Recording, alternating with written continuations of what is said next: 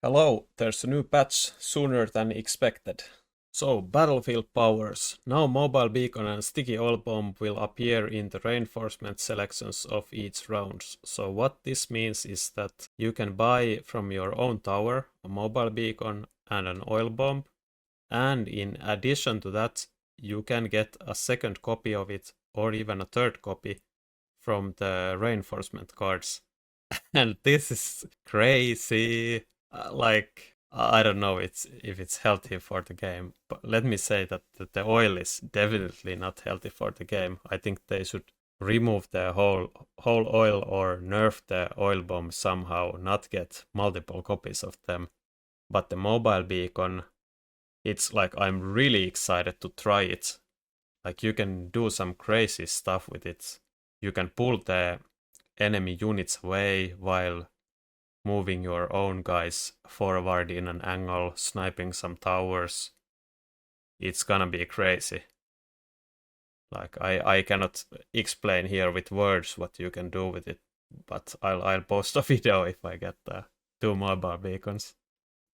So my guess is that it wouldn't be healthy for the game. So if I were the developer, I wouldn't make these kind of stuff like permanent choices, but I think it's a really cool experiment. Like I really wanna play with double beacon, see how it goes. But let's see, maybe it can actually be good, but I doubt it. Or like healthy for the game. And the Mustang has been too weak of a unit, especially with the crawler buff. So maybe I should say this, that first of all, I think the crawler buff was insane, and because of the crawler buff, they need to make all of these crazy adjustments now. I really would like to understand what was their point of buffing the crawler. It really made no sense to me. But yeah, because of the crawler buff, they need to buff the high explosive ammo and the Mustang's attack. Well, Mustang was a little bit too weak before. I would like to see maybe a price decrease in the range upgrade also, because the Mustang feels like a useless unit without range. So it's a big investment to the unit when you need to get the range. But it's a good buff here, of course. They're buffing the Fang attack. This probably also due to the fact that they lose to the crawlers too hard. And then they slightly nerf the crawler. I don't know about this breakpoint. Maybe it's something that sledgehammers can one-shot them and arc lights. Maybe it has to do with that.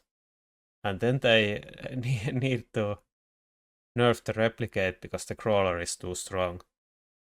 I don't like the direction of this. I think the replicate is, or was, when the crawler is a balanced unit, I think the replicate is one of the skill heavy techs in this game. Like it can win you the game if you make good replicate plays, but they are hard to make, they are hard to set up.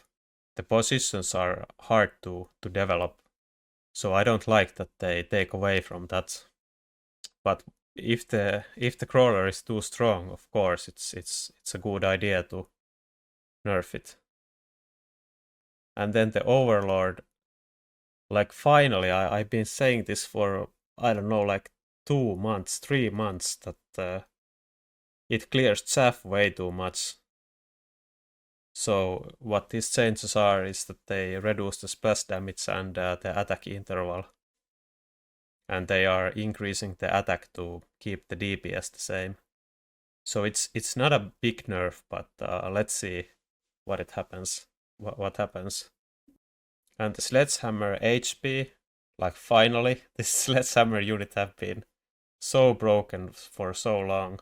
This has some interesting things, because I think flanking with sledgehammer is really powerful.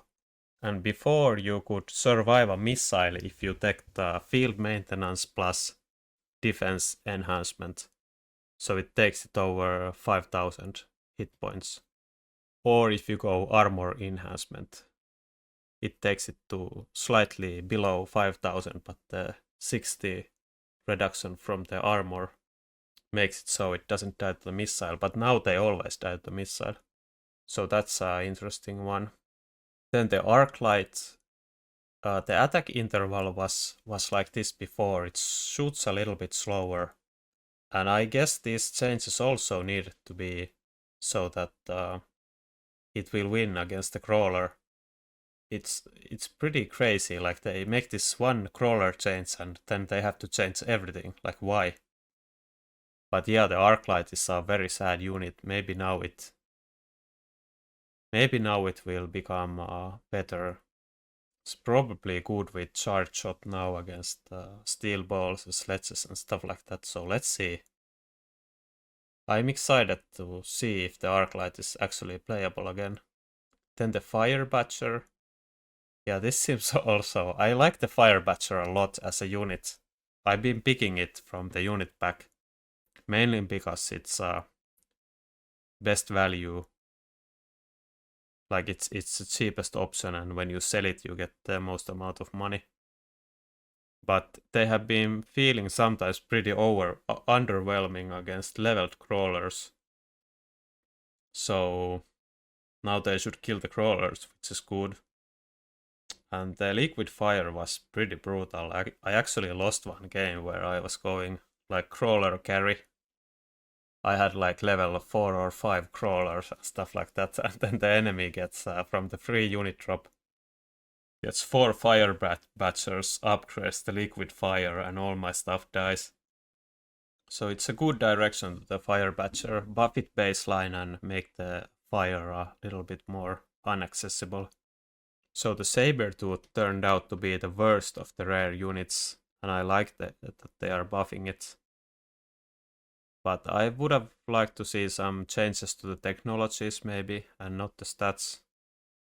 And the cost control specialist, I think this is also because of the crawlers. Like the cost control specialist weakness is that you cannot use your crawlers in flanks or on your own flanks, because they will get replicated so easy. And once the crawler became a more popular unit because of the buffs, I suspect it affected a lot to the cost control, and now its player HP bonus is increased by 200. Then the unit drops. So they are reducing the maximum number of squads from 4 to 3. This is good. I think 3 is too much also. Like it's way too many deployments. In my opinion, it should be like 1 or max 2. But good direction. Then they are lowering the levels. I think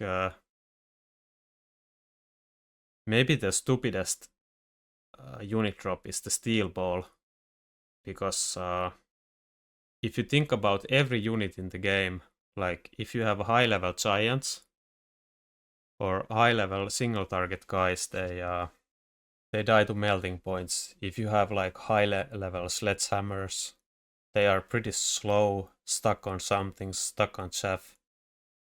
But with the steel balls you can pair them up with something that clears chaff like Wraith and just go to the enemy tower, and they are super good against giants. Like if you find an item for them, like heavy armor, super heavy armor, they are so crazy. So I think the steel ball is the best unit in the game when it's leveled or high leveled. And also the Rhino was pretty good, but it isn't actually nerfed, the Rhino card, which is kind of crazy. Why wouldn't they nerf the high level Rhino? I think I always picked from the high level packs, I always pick Steel Ball or Rhino. And then they are nerfing the large quantity Rhino cards. Yeah, this was also pretty brutal.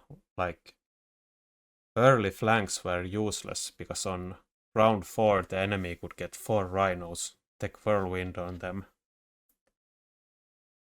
So that's good, I guess.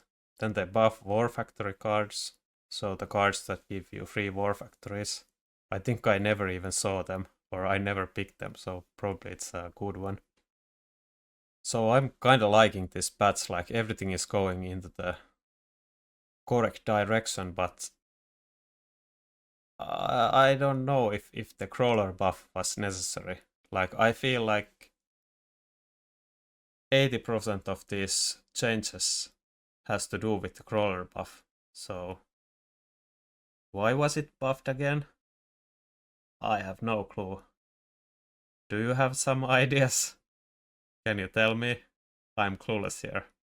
But yeah, I guess it's a great patch. Thanks for watching.